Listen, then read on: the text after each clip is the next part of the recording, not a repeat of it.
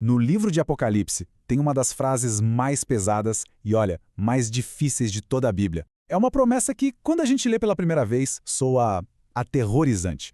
Vamos mergulhar nisso agora para desvendar o que ela quer dizer de verdade. Tá aí, curto, direto e, vamos ser sinceros, chocante. Uma promessa de morte contra filhos vinda de uma voz divina.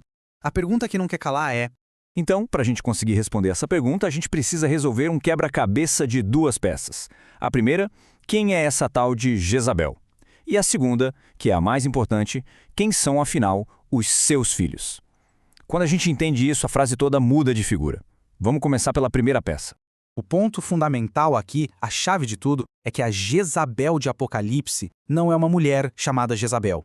É um codinome, um símbolo muito forte.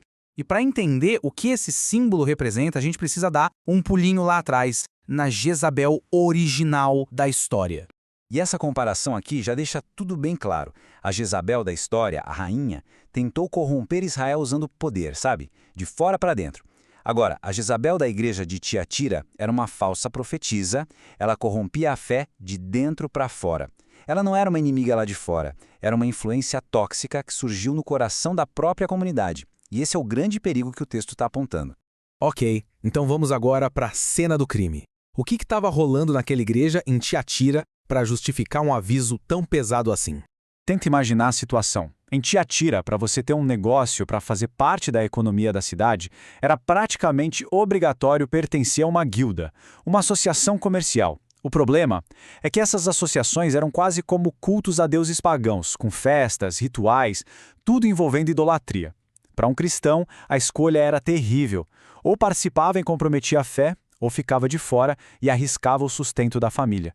A pressão social e econômica deveria ser uma coisa absurda.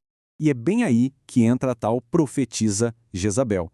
Ela chegava com uma mensagem que parecia a solução perfeita. Ela dizia algo como: gente, calma, Deus entende, está tudo bem, pode ir lá, pode participar, come a comida oferecida aos ídolos, não tem problema nenhum. Dá para conciliar a fé com o sucesso nos negócios. Era uma teologia da conveniência, né? Que tirava todo o peso do sacrifício e deixava a vida bem mais fácil. E é exatamente por isso que o texto usa uma palavra tão forte como prostituição. Não está falando só do ato físico, está falando principalmente de infidelidade espiritual. É a ideia de quebrar um pacto, uma lealdade exclusiva com Deus, para começar a flertar com outros deuses, com outras lealdades, em troca de vantagem material. Era, no fundo, uma traição no coração da fé. Beleza, agora que a gente já entendeu o problema, a sedução e a traição, podemos finalmente olhar para a parte mais difícil da promessa. Quem são os filhos que iriam receber essa sentença de morte? Essa é a pergunta de R$1 milhão. Seriam crianças inocentes? Os filhos biológicos dessa mulher simbólica? A resposta para essa pergunta é o que resolve todo o mistério.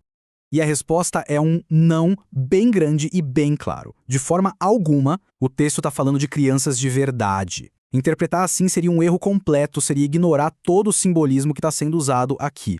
Os filhos, nesse contexto, são uma metáfora. São os herdeiros de uma ideia. Eram os discípulos mais radicais, os seguidores que não só ouviram o que Jezabel ensinava, mas abraçaram aquilo de corpo e alma. Eles se tornaram defensores e transformaram aquele ensino no seu próprio modo de vida. Eram os que espalhavam a heresia.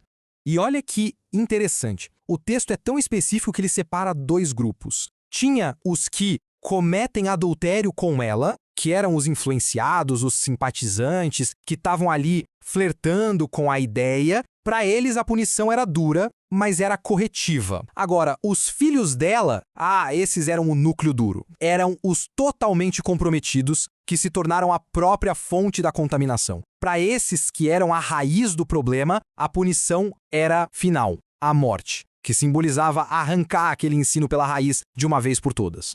Certo, mas por que uma punição tão drástica e tão pública? É porque o objetivo não era só castigar, era principalmente enviar uma mensagem bem clara para todas as outras igrejas. O propósito era triplo. Primeiro, uma demonstração de autoridade, para mostrar que Cristo vê o que acontece lá dentro, no coração. Segundo, um ato de justiça. A rebelião teimosa, sem arrependimento, tem consequências finais. E terceiro, e talvez o mais importante, era um alerta geral. O que aconteceu em Tiatira deveria servir de vacina para que nenhuma outra comunidade deixasse esse tipo de corrupção criar raiz. Essa frase aqui confirma tudo. A ação em Tiatira não foi um segredo, foi feita para ser um outdoor espiritual. A ideia era que um exemplo drástico num lugar evitaria que o mesmo erro fatal se repetisse em outros. Era uma declaração pública de que a integridade da fé, isso não se negocia. Então, juntando todas as peças, qual é a resposta final para a nossa pergunta lá do começo? O que a gente tira disso tudo? Resumindo de forma bem direta, a promessa de matar os filhos não tinha nada a ver com violência contra crianças. Era sobre erradicar uma doutrina perigosa pela raiz. Jezabel era o símbolo do jeitinho do comprometimento por conveniência e seus filhos eram os discípulos que levavam essa ideia adiante.